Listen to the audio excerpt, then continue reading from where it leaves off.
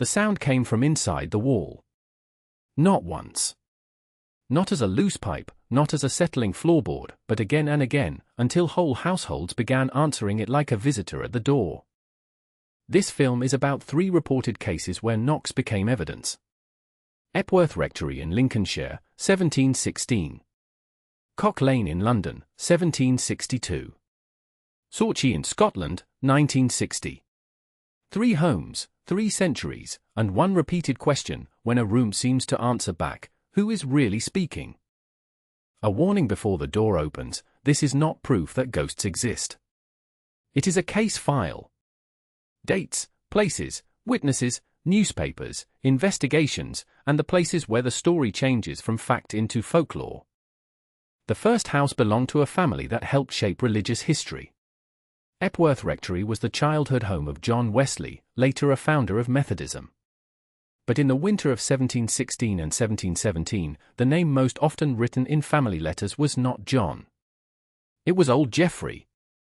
Epworth was a parish village in Lincolnshire, England. Samuel Wesley was the rector. His wife Susanna managed a large household of children, servants, routine, prayer, and discipline. Then the house began making sounds that the family said did not behave like ordinary sounds.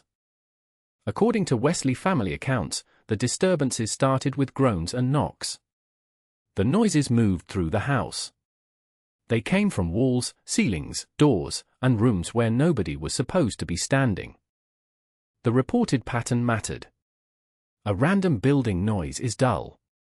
A noise that seems to answer people is harder to ignore. The family described knocks that followed commands, changed rhythm, and appeared to react when someone prayed for the king. That political detail is why historians keep returning to Epworth. The haunting happened not long after the Jacobite Rising of 1715, a time when loyalty to the Hanoverian crown was not an abstract question. A noisy house could become a political symbol. Myth version: a ghost haunted the Wesley family. Fact version: members of the Wesley household reported unexplained noises and movements, later preserved through family letters and biographies. The cause was never proven. Some suspected trickery. Some suspected servants. Some later writers suspected family tension. Others treated the case as an early poltergeist report. The difficulty is that the witnesses were not strangers in a tavern. They were a literate, religious household whose letters outlived them. Old Geoffrey did not leave behind fingerprints. It left testimony. And testimony is powerful because it sounds human, but fragile because memory, fear, loyalty, and belief all pass through the same doorway. If Epworth is the case of a family trying to understand a private disturbance, Cock Lane is the opposite. It is what happens when a knocking ghost becomes a citywide performance. London, January 1762. Cock Lane was a short street near Smithfield and not far from St. Paul's. In a lodging house owned by Richard Parsons, people reported scratches and knocks around the bed of his young daughter, Elizabeth Parsons. The supposed spirit became known as the Cock Lane Ghost, or in the newspapers, Scratching Fanny. The story attached to it was not just spooky. It was accusatory. The dead woman at the center of the story was Fanny Linds, also called Fanny Kent in some accounts. She had lived with William Kent, and after her death from smallpox, the ghost story claimed she had been murdered. This is where the case turned dangerous. A ghost that knocks for attention is a curiosity. A ghost that accuses a living person of murder can ruin a life. Crowds gathered. Newspapers followed. People visited the house hoping to hear the sounds.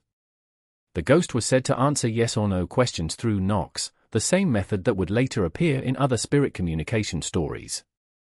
Among the investigators was Samuel Johnson, one of the most famous writers in England. His involvement matters because Cock Lane was not a village rumour that stayed local.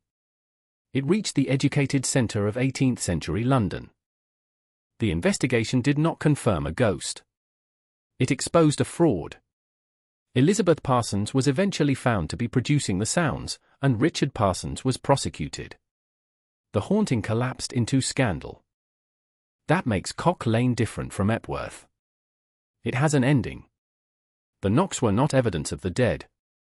They were evidence of how badly the living wanted the dead to speak.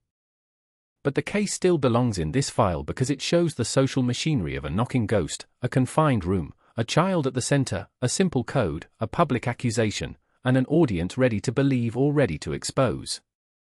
The lesson is not only that people can fake ghosts. It is that a ghost story can become a court of public opinion before the facts have been sorted. Nearly 200 years later, the knocking moved north. This time the case centered on an 11-year-old girl in a Scottish village, and the reports were not from Georgian pamphlets but from the modern age of newspapers, schools, and local witnesses. Sauchie, Scotland, November and December 1960. Virginia Campbell had moved from Ireland with her mother and was living with relatives. According to later summaries of the case, strange disturbances began around her in the house and at school. Witnesses reported knocks, thuds, and objects moving. The activity was described as centering on Virginia rather than on the building itself. That detail pushed the story toward the language of poltergeist cases. Poltergeist is a loaded word. In folklore it means a noisy spirit. In many modern paranormal discussions it often means disturbances linked to a person, especially a young person under stress. That does not prove a cause. It only names a pattern.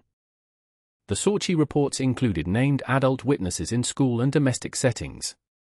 That is why the case is still repeated in Scottish paranormal histories.